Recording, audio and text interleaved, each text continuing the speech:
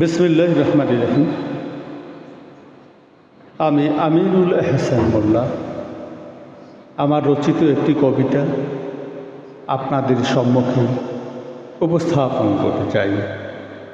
আমার কবিতার নাম শিশুরাও লজ্জা পায়। শিশুরাও লজ্জা পায়, হে মোর স্বদেশ, একই হেরি আজ তবু অন্য প্রাঙ্গণে।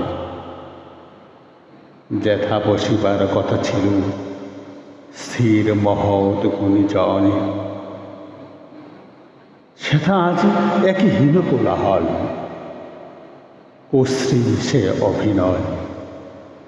হে মোর স্বদেশ, একই হেরি আজ তব অন্য প্রাঙ্গণে।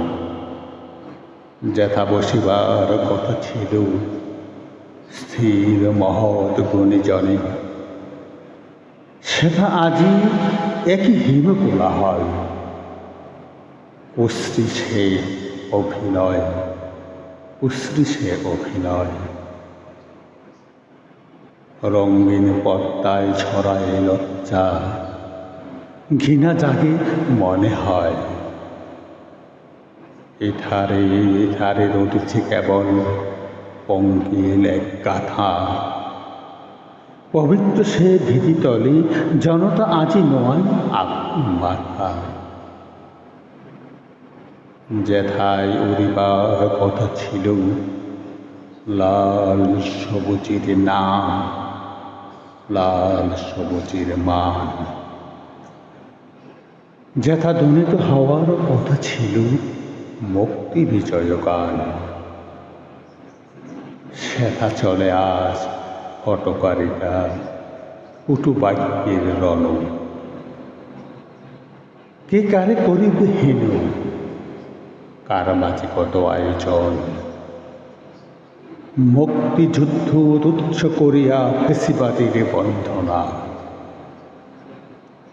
স্বৈরাচারীর জীবনে চলে নিদারুণ এই যন্ত্রণা। গীবতের গল্পে রুদ্ধ করিছে সত্যের কণ্ঠস্বর। আপন মহিমা বলিয়া আজকে সবে যেন অতিপর। অবুজ শিশু অবাক নেত্রে চাহিয়া রহে সেথা। পিতারে সুধায় উপহাস ভরি, পাগলের মেলা একই হেতা। যাদের হেরিলে জাতি শ্রদ্ধা নবীন এ মনে তাই, আজ হেরি সেই শিশুরাও লজ্জা পায়, সেই শিশুরাও লজ্জা পায়।